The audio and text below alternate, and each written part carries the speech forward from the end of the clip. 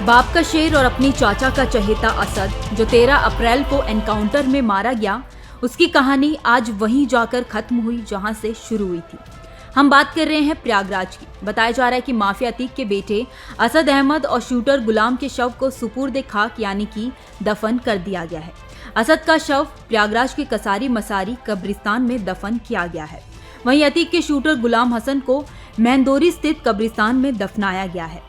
इस दौरान जो सबसे ज्यादा हैरानी की बात है वो ये है कि असद को अपने पिता के हाथ की मिट्टी तक नसीब नहीं हुई। जी हाँ, बताया जा रहा है कि पिता अतीक अहमद और मां शाइस्ता परवीन को बेटे को अंतिम बार देखना भी नसीब नहीं हुआ। आपको बता दें कि यूपी एसटीएफ की टीम ने 13 अप्रैल गुरुवार को झांसी में हुए एनकाउंटर में अतीक के बेटे असद और उसके शूटर गुलाम हसन को मार गिराया था। वहीं प्रयागराज के एसपी आकाश कुलहरी ने बताया कि गैंगस्टर अतीक अहमद के बेटे असद के शव को अंतिम संस्कार के लिए प्रयागराज लाए जाने से पहले अतीक अहमद के घर के पास सुरक्षा बढ़ाई गई। असद के परिवार से 20-25 लोग यहां मौजूद रहे। वहीं गुलाम के शव को अंतिम संस्कार के लिए दूसरी जगह ले जाया गया। जब असद को दफनाने की प्रक्रिया को अंजाम दिया जा रहा था तब असद के नाना वहां पर मौजूद रहे।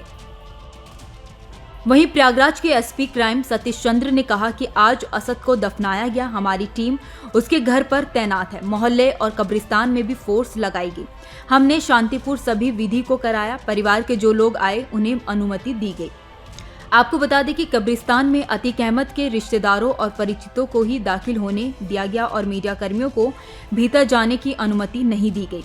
असद का शव लेकर एम्बुलेंस भारी सुरक्षा के बीच सुबह करीब 9 बजे कब्रिस्तान पहुंची। एम्बुलेंस में शव के साथ असद का फूफा उस्मान था।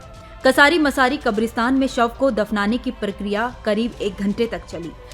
इस दौरान अतीक अहमद और उसके परिवार का कोई करीबी सदस्य नजर नहीं आया। कब्रिस्तान के चारों तरफ भारी संख्या में पुलिस बलों की तैनाती मौजूद थी। अतीक अहमद ने अपने बेटे के जनाजे में शामिल होने के लिए शुक्रवार को अपने वकील के माध्यम से मजिस्ट्रेट के पास एक प्रार्थना पत्र दिया था, जिस पर शनिवार को मुख्य न्यायिक मजिस्ट्रेट की अदालत में निर्णय लिया जाना था, लेकिन अदालती कार्रवाई से पहले ही शव को दफनाने की प्रक्रिया पूरी हो गई। असद अतीक अहमद के 5 बेटों में से तीसरे नंबर का बेटा था और उमेशपाल हत्याकांड के बाद से फरार था। अतीक का सबसे बड़ा बेटा उमर लखनऊ जेल में है, जबकि उसका उमर से छोटा बेटा अली नैनी सेंट्रल जेल में बंद है। वहीं चौथे नंबर का बेटा एजम और सबसे छोटा बेटा अबान प्रयागराज के बाल सुधार गृह में है। उमेशपाल हत्याकांड में अतीक अहमद की पत्नी शाइस्ता परवीन और उसके भाई अशरफ अहमद की पत्नी जैनब भी फरार है। इसलिए असद के अंतिम संस्कार में अतीक के परिवार का कोई भी सदस्य शामिल नहीं हो पाया। कसारी मसारी कब्रिस्तान में असद की कब्र खोदने वाले जानू खान ने बताया कि अतीक अहमद की मां और उसके पिता की कब्र के पास ही असद की कब्र खोदी गई है। शाइस्ता की कब्रिस्तान में सीधे पहुंचने की बातें निकलकर सामने आ रही थी। कहा जा रहा था कि वह अपने बेटे को अंतिम बार देखने के लिए कब्रिस्तान में ही पुलिस के सामने सरेंडर कर सकती है, लेकिन ऐसा नहीं हुआ।